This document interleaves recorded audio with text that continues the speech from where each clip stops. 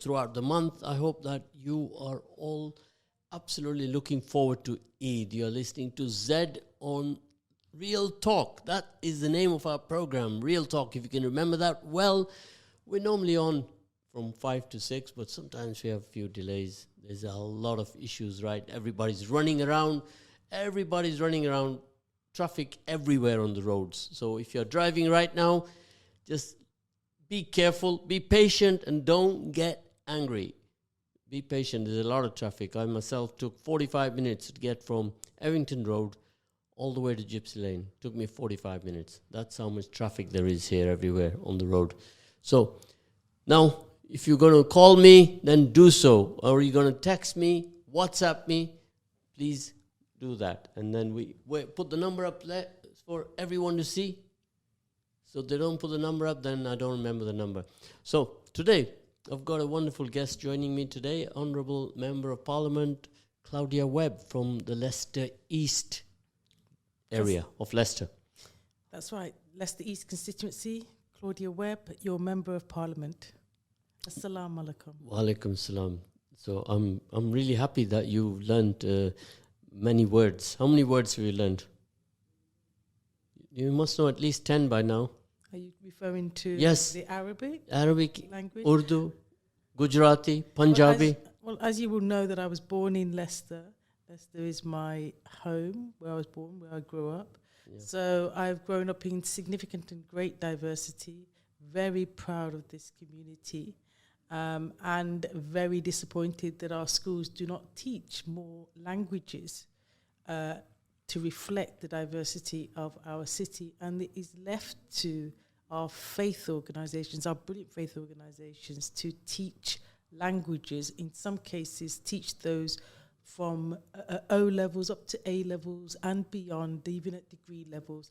And I think so Leicester is a shining product of what you can do through your own ventures, despite the education system or lack of support from the education system itself. I applaud our faith organisations and community groups that have done so much to give pride and identity and language to children and young people in our city. So just a reminder to all is 512.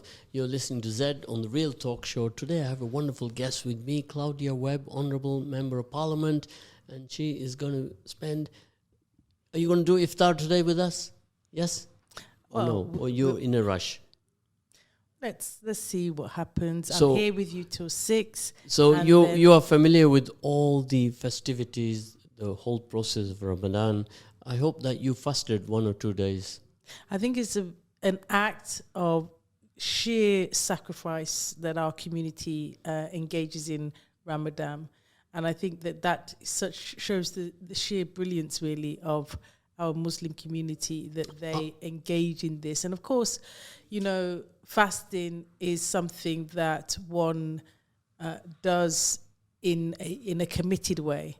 And the prayers that go with it in a committed way is very important. And I applaud our Muslim brothers and sisters, our community, that tirelessly, year after year, engages in the practice of Ramadan, ready for the celebration of Eid, and the constant giving and support and giving to our communities, regardless of faith.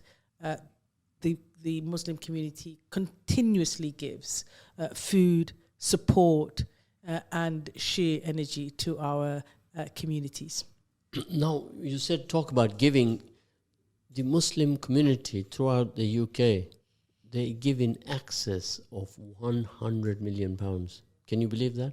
I can believe it, because I've seen all of the effort in Leicester, and as I say, it is done without any reward. It is done without expecting anything in return. It is done out of sheer love and support.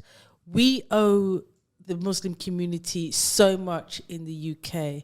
They have given and given, and they have been tireless in that support and that gift. And, it's why we say Leicester is a city of sanctuary because our Muslim community leaders in welcoming people of all faiths and none, leaders in welcoming refugees. And no one is turned away from our mosques, from our the food centres and food banks that the Muslim community operate, and they do it with pride and joy and the gift of giving. I just love to see it. I love to participate. I love to engage. I've been on many a food bank with our community, and I'm so deeply proud of our community here. Of course, are you familiar with the LZF? I don't know what these acronyms mean. This is not an acronym. This is a newly set up initiative in Leicester by the Muslim community. It's called Leicester Zakat Fund. I'm not familiar with it. Or your Leicester But, Zakat Foundation. I mean, it will add to the many. Are you familiar with zakat? You mean the gift of giving? Yeah, no, the zakat is one of the pillars of Islam, where you give 2.5% of your earnings to charity, to the absolute needy in the Muslim community. And now, in the period of austerity, there are so many families, so many single parents, so many people out there who are too afraid or too scared to go and ask for a handout or support. So zakat is one of the pillars of Islam, and it is set aside for looking after the needy, the absolute needy. And this year, we have set that up with members of the community who set that up. May Allah bless them for their efforts. And then the public, they give money into that fund. Well, it would simply add to the extensive range of gift and giving from within the Muslim community itself. It is part of the self-sacrifice of our community. It is part of the nature of Leicester, and the Muslim community has led us in this. So I'm not surprised that we now have another organization, another fund, another way of helping our communities. So this is for Leicester. Now, a lot of charity which is collected often goes to the absolute needy countries in the world, the third world country, to feed the needy. You mean the global south countries? Yeah, the global south countries. And now, believe it or not, austerity, cost of living crisis, inflation, call it what you want, but the true fact is that people are absolutely in dire straits. Yeah, I mean, I have to say to you, and I don't want us to underestimate this, the power of what our communities do, our Muslim communities, our faith organizations do for Leicester, and in particular for my constituency of Leicester East. Without it, we would not survive. Income levels in my own constituency of Leicester East, the mean income level is 10,000 less than the national average. It's not that people don't want to work, they're working, but they're earning 10,000 less than the national average. That should most people. That should anger most people. 43% of children in my constituency live in poverty. That should hurt and shock most people. We are talking about income levels that are 6,000 less than the neighbouring Leicester South. The reality of the pain of poverty in my constituency is stark, and it is hurting.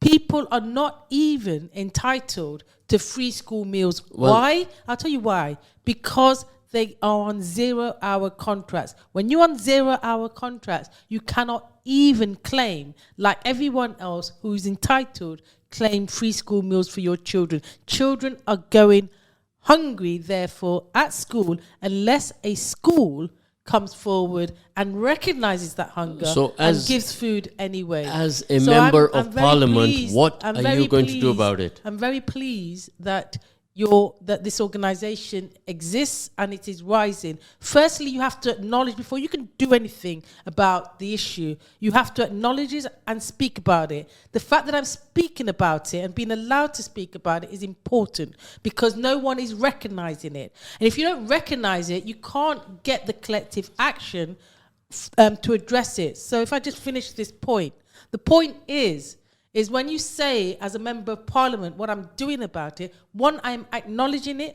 openly. I'm saying it's a scandal and it shouldn't happen. I'm calling on the government.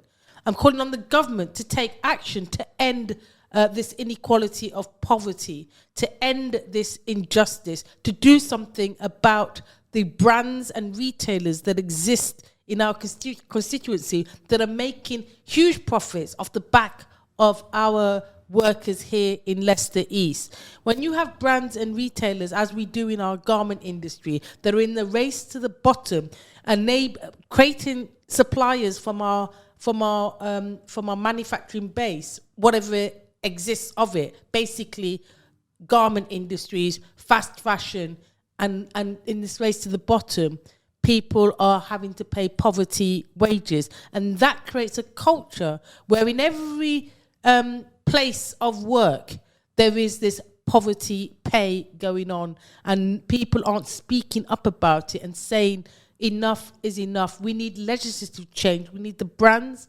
and the retailers to engage in change. We need regulation. Right. Now, regulation. I must remind that you, is why you're I'm not calling for a fashion watchdog and a garment trade adjudicator. Okay, now I must remind you kindly, you're not in the parliament right now. You've asked me you are in my studio, right? And we got to slow down a little bit, right? So now you've told me what you're doing about it. Right now, what I see, what you're doing about it is making a lot of noise, right? It's amplified and people are waking up all over there, right? What I'm doing about it is not only making the noise, but calling for solutions. And I'm coming up with those solutions as well. So when you ask me as a member of parliament what I'm doing, then I have to respond to you as a member of parliament because you are challenging me and I'm responding. Therefore, you have to like the answer because you asked me the question. Now, moving forward, we have almost, I would say, 40,000 plus job losses in our city. Would you care to comment on that? Well, I've just been speaking about the whole setup in terms of employment in our city. So job losses due to the textiles industry you talked about. Those job losses affect the way in which people are being paid in our city. Those job losses means that those jobs in terms of the supply chain haven't left the industry.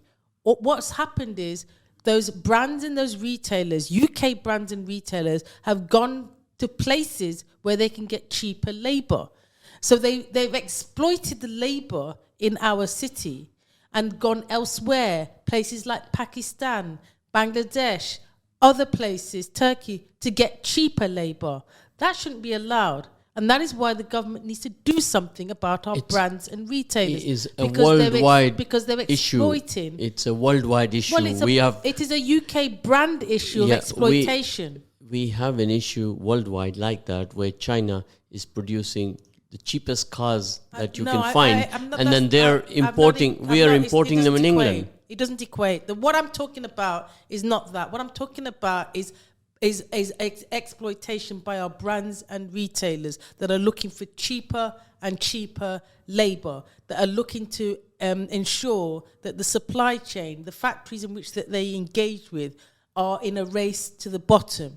They are basically driving down prices at the expense of workers and raising their profits so that they can be billionaires. The reason why billionaire brands exist is because of the exploitation of workers in Leicester and across the global south. That is what I'm talking about, and it doesn't. Now, tell me, 3 years ago, this matter was highlighted when Boohoo, the company Boohoo, were allegedly exploiting workers in the city of Leicester. And there was an inquiry on that, and you're well familiar with that, aren't you? Well, there's been lots and lots and lots of inquiries in relation to garment exploitation. What has happened about that? What has happened? There's been lots and lots of inquiries. Share with our viewers what progress was made. There's been lots and lots of inquiries in relation to garment exploitation in our city, across the globe, across the global south. Those inquiries have led to, for example, the BBC Panorama programme in 2022 highlighted the the extent of Boohoo's exploitation in terms of driving down wages, in terms of the supply chain, in terms of having workers being in the supply chain, let's talk about a positive impact. What happened about it? Being paid £3.50 an hour. Last year, in the autumn of last year, the BBC Panorama programme did another expose into Boohoo. They highlighted that the company the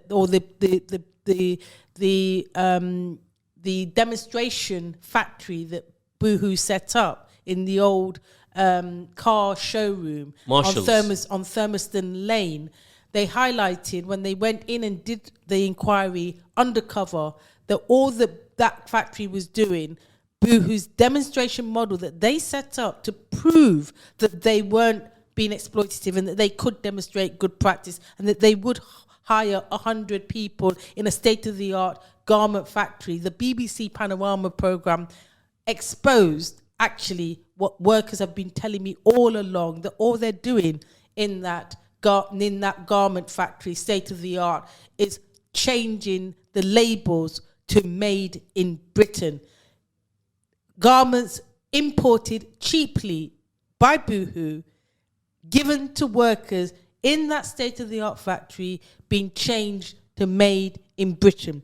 Boohoo now, after that exposure, after they've been exposed, they now closed down the factory. I went to it the other day. It is closed.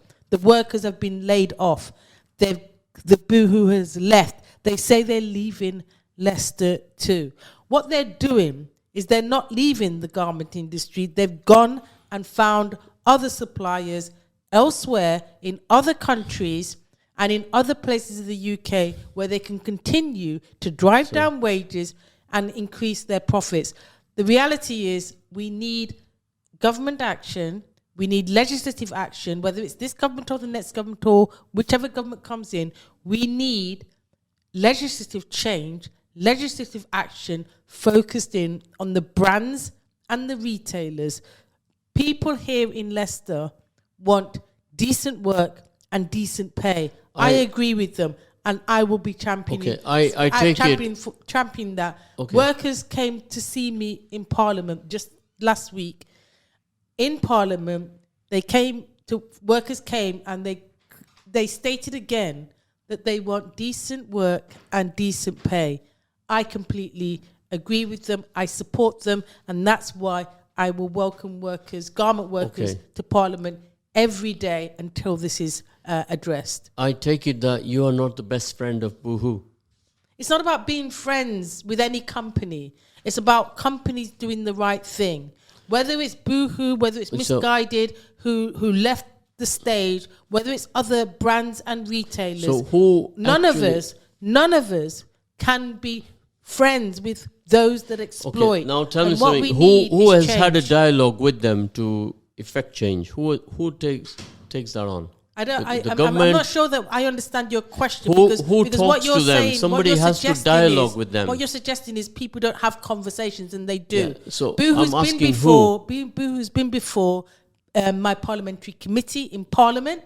It is answered questions. It has said and responded that it will not recognise unions, for example. We don't live in a world where people don't talk to each other. To think that would be nonsensical. Of course, these companies are spoken to time and time again. What we have to deal with is actually the impact and the effect. What we're dealing with, the effect is on workers in Leicester. Workers in Leicester are being paid 10,000 less than the national average. It is a scandal. What's the hourly pay they're getting now? Locally, they know this, and nationally, they know this.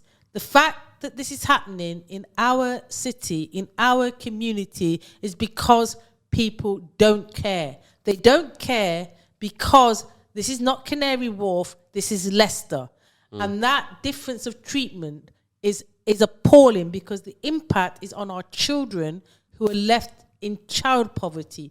43% of children in the constituency are in child poverty. So that is a stark figure. In your area, we have issue of joblessness, yes, homelessness. We have the housing shortage there as well? I want to be absolutely clear with you. People are working, but they're getting poverty pay. So the reality is people have turned to do whatever work they can. This is a community which has great pride. You know, we know Leicester. Leicester, as people, we are very proud. We don't want handouts. We want work. People want decent work and decent pay. That is what we're talking about. When it comes to housing, we have a problem there too. Because what was the case just 2 years ago, the average rent, private sector rent in Leicester East was £600 a month for a 2-bedroom. It is now at least £900 and rising. But people cannot afford that jump. Landlords want that price. And so landlords are issuing what we call Section 21. No-fault evictions.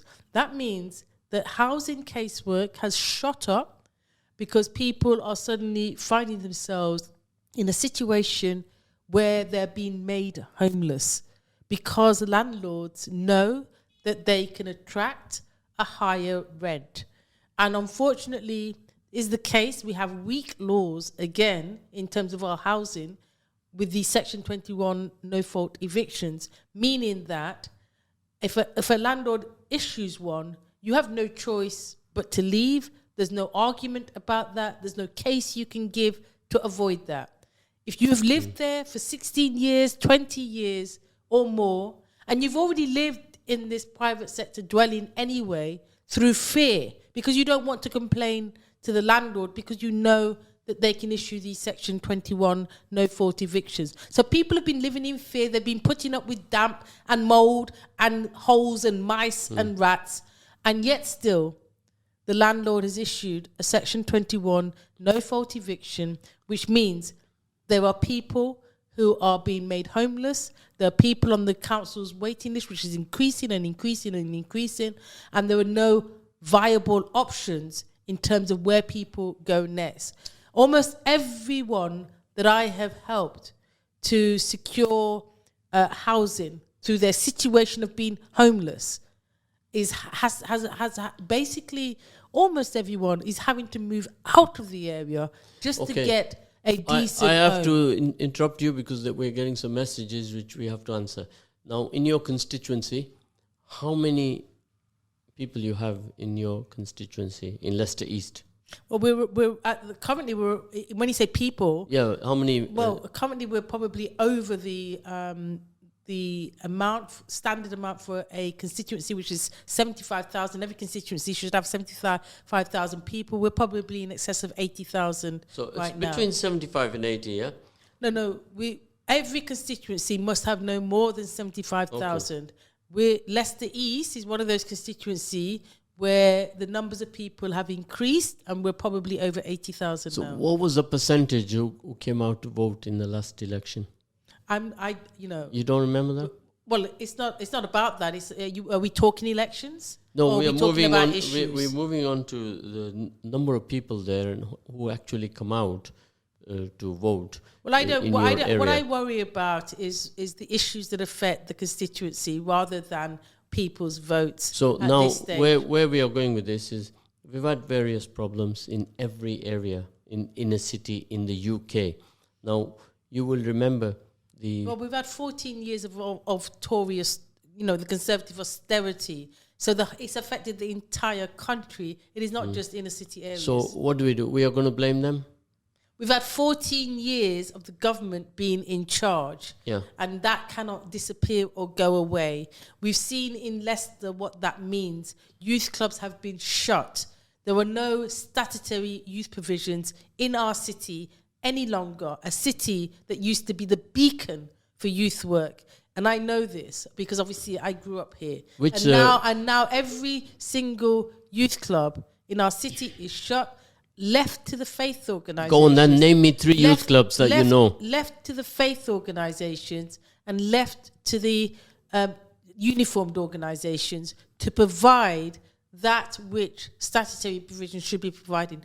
The benefits of statutory youth provisions is that they create a sense of coming together and integration and unity of challenging each other's ideas. Leicester was the beacon of youth and community work for the country. We had something called the National Youth Agency housed in Leicester.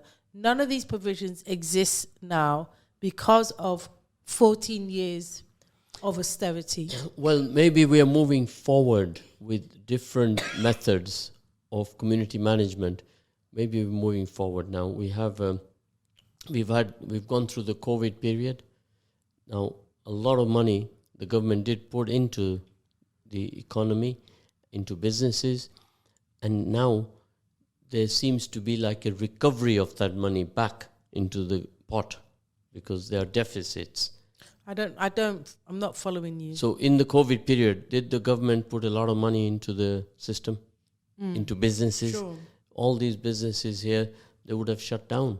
But that was during the COVID, so absolutely. Obviously, they took a lot of money out of one pot, and now that pot's empty, so they have to refill that pot and attribute costs across the board everywhere. Hence, many businesses will shut down because they can't afford. This doesn't impact the 14 years of cuts, public sector cuts.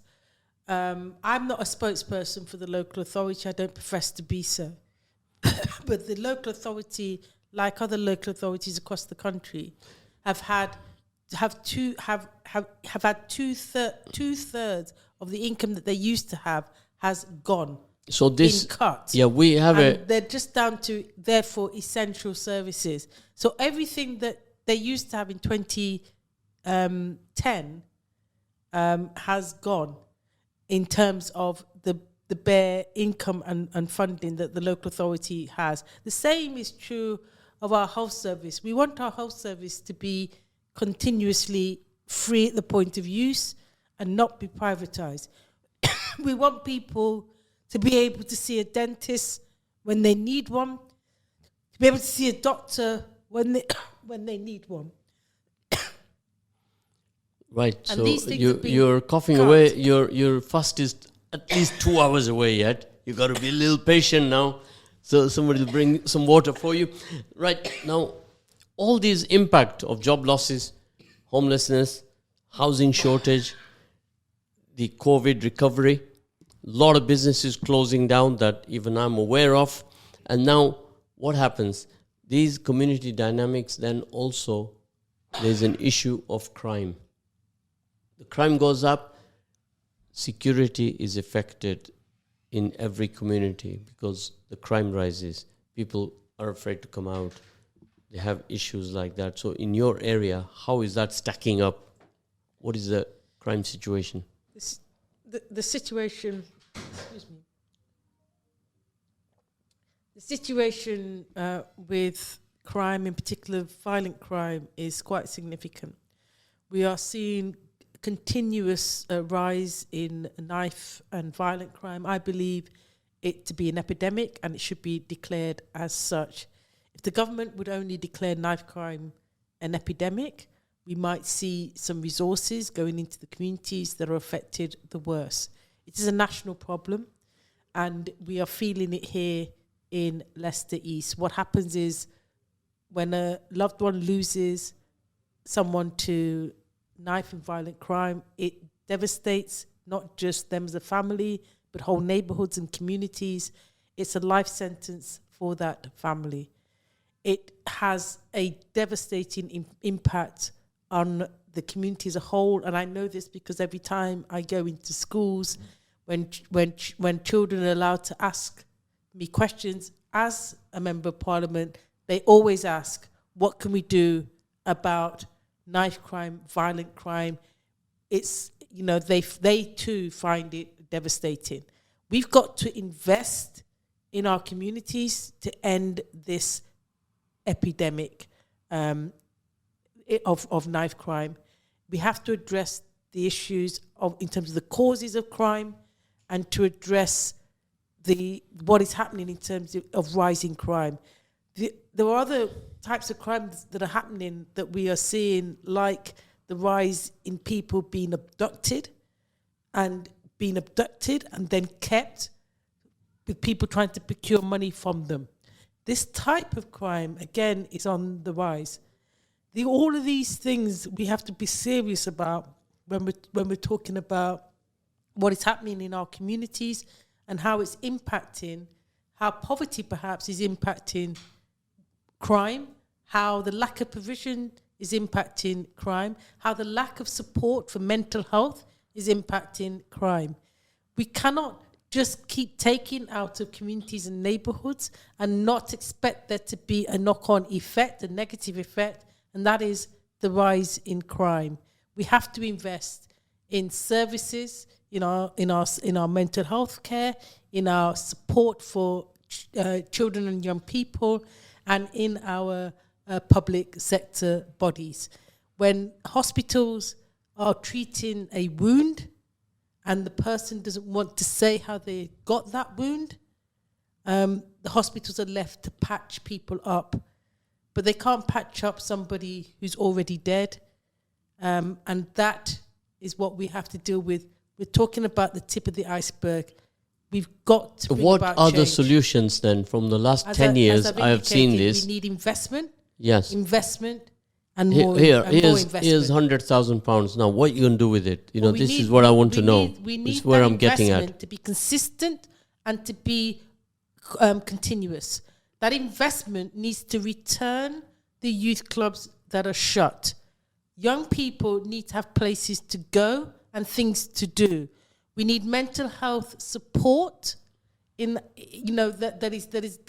supports people. What we've got now is the development of mental health cafes and other ways of addressing people's support needs. But that does not in any shape take us anything close to what we used to have and the attention that was needed to ensure that people were supported and protected.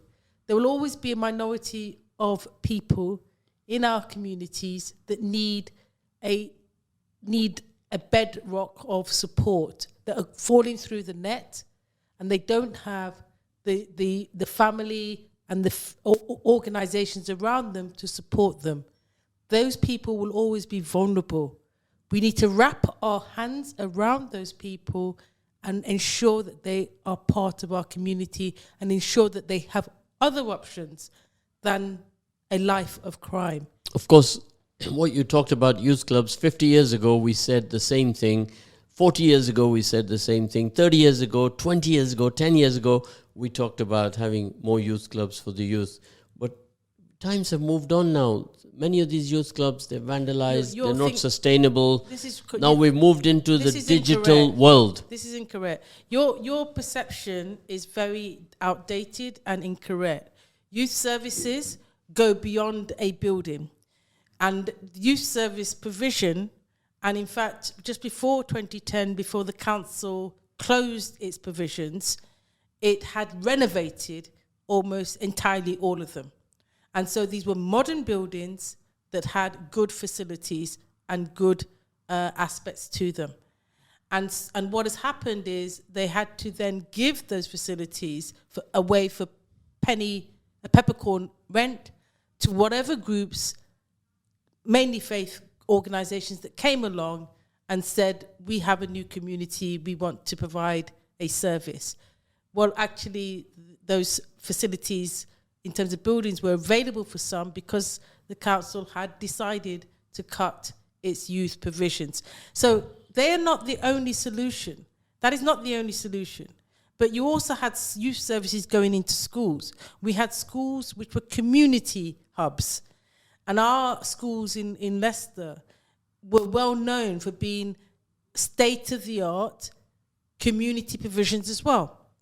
And so that concept of people going into schools, the after-school clubs, and all of that has also disappeared. So the youth service is something multifunctional and multifaceted. Detached youth work. If I said to you, if I asked your listeners what it is detached youth workers, many will not even know or have heard of this concept. Well, tell us about this concept. Detached youth work is simply people who will work with young people from wherever they at. Doesn't have to be a building base. Wherever they exist, on whatever estate, whatever neighborhood, whatever provision, they would be there working and being a friend and being a support to young people in need. We now have estates, and I won't name them, where young people are just left to their own devices. Left to their own devices, meaning that anyone can come along and take the mind or the direction of that person. For many young people, they have the support of faith organizations who are doing a grand job and of uniform organizations who are doing a grand job. But there is a minority of young people in some of our locations that could do with the extra support and need. We had those resources. We had the wraparound service. We had the provisions for families in need. I'm going to cut you here to address this message. Excuse me for that, because we have to move fast. Sure. We don't have much time. We've got 5 minutes left. One of the messages, in the Leicester East area, we had the Hindutva riots, communal riot it was, and it was predominantly emanated from Leicester East, your area. What can you tell us about that, post and pre? Well, we're talking about what they call the Leicester disorder some 2 years ago now, where what is essentially happened is we had a messaging coming from what I would call far-right messaging coming from places like Canada and India, and giving false information to people about different groups of people. I think it is wrong to assume that this was a religious disorder. It was not. Neither the Hindu religion nor the Muslim religion or Islam tells people to behave or act in this way.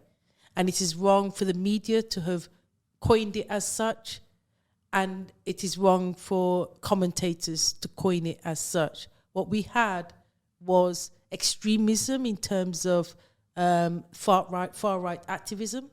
What we had is nationalistic ideologies coming forward from outside of the UK even, and outside of Leicester certainly.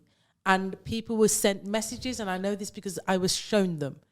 People were sent messages with posters telling people to turn up at XY place or Z place, and they will see to tackle either the Muslim community or the Hindu community, and no name, no address, no organizer. Okay, has the city recovered from this? I think the reality is we are a city that should have pride in our diversity, and we do. We are a city where our minorities make up the majority, and we should have pride in that. There are many that want to try to destroy us and pit communities against each other. We should not allow them to pit our communities against each other. We should recognize that a minority of young people engaged and responded to the false narratives that were being presented. And what they tell me as young people that participated and engaged is that they don't see a hope ahead of them. They've seen their parents work night and day, 10 years, 20 years, and still this income salary that they receive today is the same income as they received yesterday. We've already gone through the salaries now. Let me hear your last words, because we are closing the program now. We got 1 minute left, so some last words from you. I want you to say something special to make a difference to the city of Leicester, where the minority are the majority. One thing we have to just remember is that we are in a period of Ramadan. Ramadan is a period of reflection, of looking at self, of family, ummah, of family, of giving, of enjoyment and being together, of sharing, and it's a sacrifice. And I just want us to reflect the huge courage that takes for people, and the huge dedication that takes. And therefore, my message is always that there was a lot of people out there that want to hate our communities, our Muslim communities in particular. And that is driven at a political level, this level of hate. And it is borne out sometimes on our streets and sometimes in our communities in terms of how people feel. But our Muslim community is a giving, a loving community. They come from a place of love.